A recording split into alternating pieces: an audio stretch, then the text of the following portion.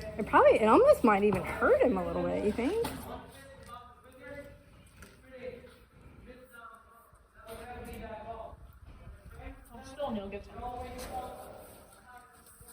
And so where's one of those boots that we pulled off? Do you have one? Mm-hmm.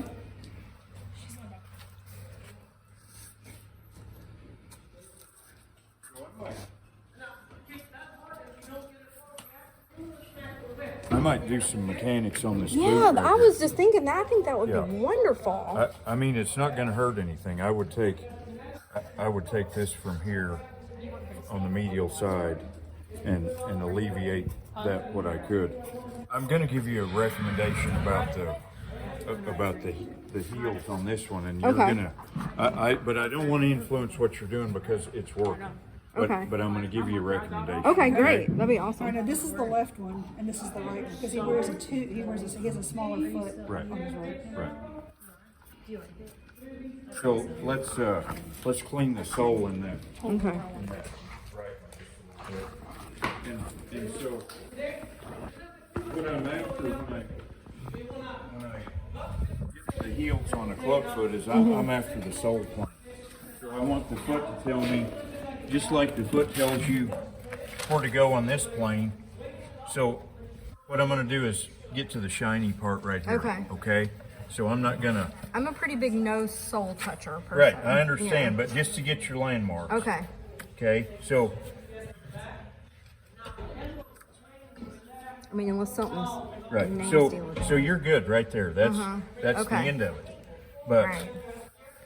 but the shape of this makes me think, Yeah, it's sort of a butt head. Taylor, get the leverage test thing, please. I would love that if, see, here's the widest part of his foot. Yeah. So his breakover needs to be well back from where it is. But to achieve that, it's another thing. But so let's try this leverage test thing, Taylor.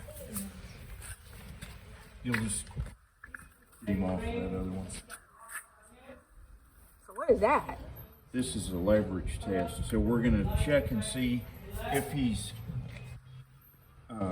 susceptible to overloading that soft tissue by stress. Okay, so we've added more wedge on there. Okay, so Taylor's going to assess how he feels about lifting that other foot up.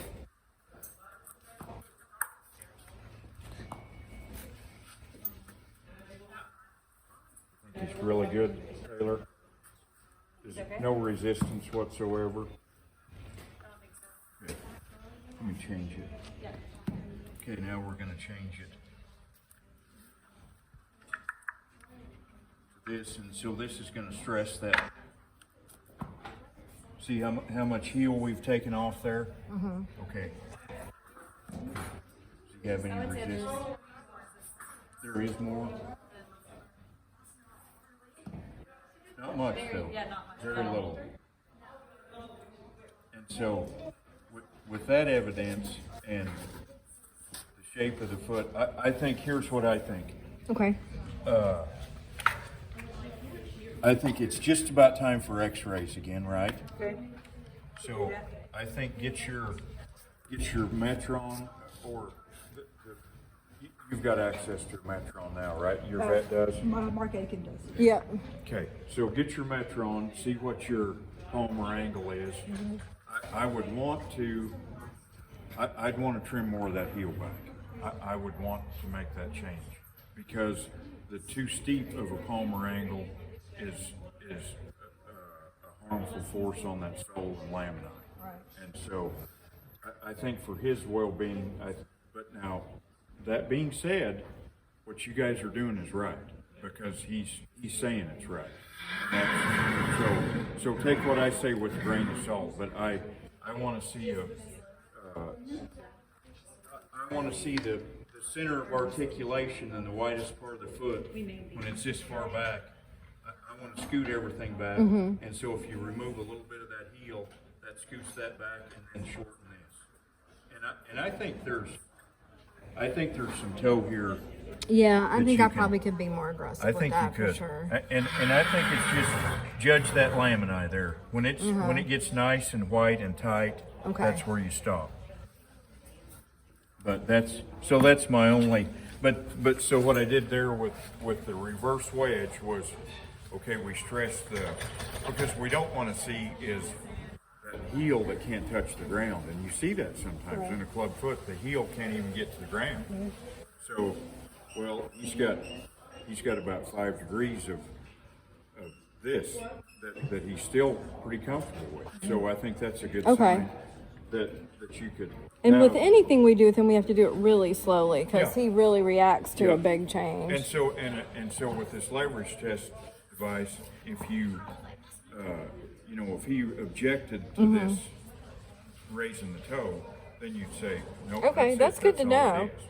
And he's gotten a lot better about stretching his foot forward. Like he used to, like just that digital flexor tendon being so tight, but it's gotten looser. And I think she's really doing some lovely work with her riding, like keeping him very straight and balanced. And it's totally reflected in his body and his feet. Absolutely, yeah, yeah. It's So when you're taking the heel down, I mean, to me it seems like this. I mean, there's so much foot right there. I mean, I don't know how you get, from a practical matter.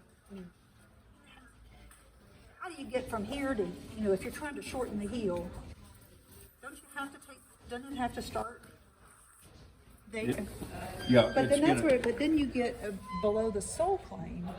Well, but so here's the bottom of this commissure right here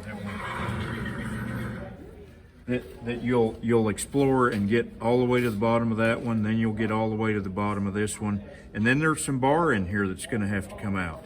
And so once you expose that bar, the bar will tell you when it gets waxy down in here. It's going to tell you where So the I just sole need to plane be is. really a lot more aggressive, but maybe not aggressive in one go, but maybe over a period of week by week and Right. and then so- get that back. I agree with him. I think that so- toe could come back a lot more. We Yeah, were and- trying to do that, though. Yeah, and so these club foot is not all that different from laminitic foot in the mechanics.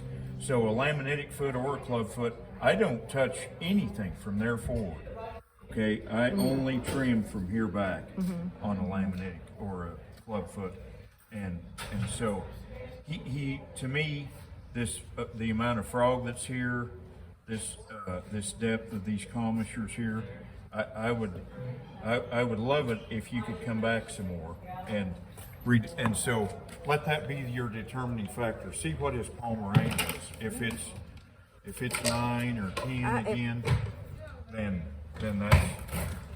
that's a force for not so good. But if you could get it down to say 6 or 7, that would be. And that may not be realistic. I don't know. And again, you guys are doing a great job the way he is, but the mechanics of that much toe in front is a problem.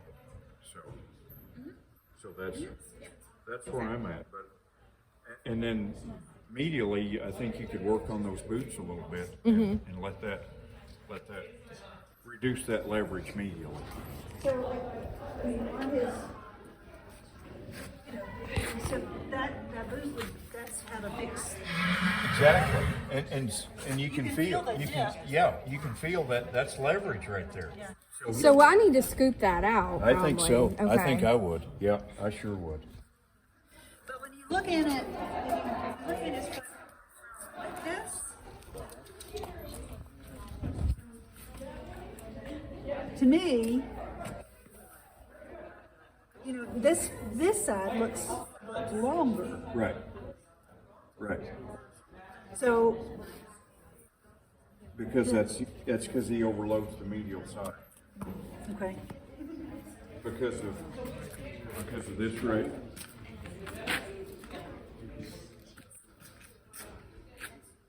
Yeah, so he's valgus from here to here. It's where he see straight. And if you you got to get all the way under there. This is straight, valgus. Yes. See it? Okay, so now we're going perpendicular to this line, and he's a tiny bit high on the outside because he overloads this medially, and here's the evidence right here. Right, and so when he's at rest, he's like this. When you're riding him, he's like this. Yes.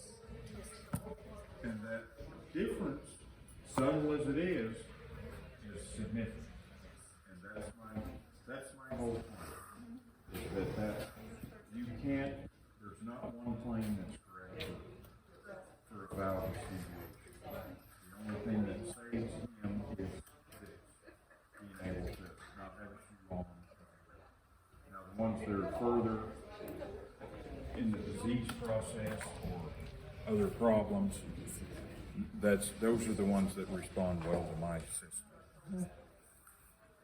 But I think you both do a wonderful job, and I applaud both of you because it's a thing where you enter the temple on your knees every day and you try to learn every day, and you let the horse tell you what they need. But that arch in the quarter. Yeah. That's what Mother Nature does. Mother Nature takes That's that a good off. point. And that's a really good point. So I would not hesitate. That'd be the first thing I'd do. Is Okay. take that arch out of that medial quarter on both sides.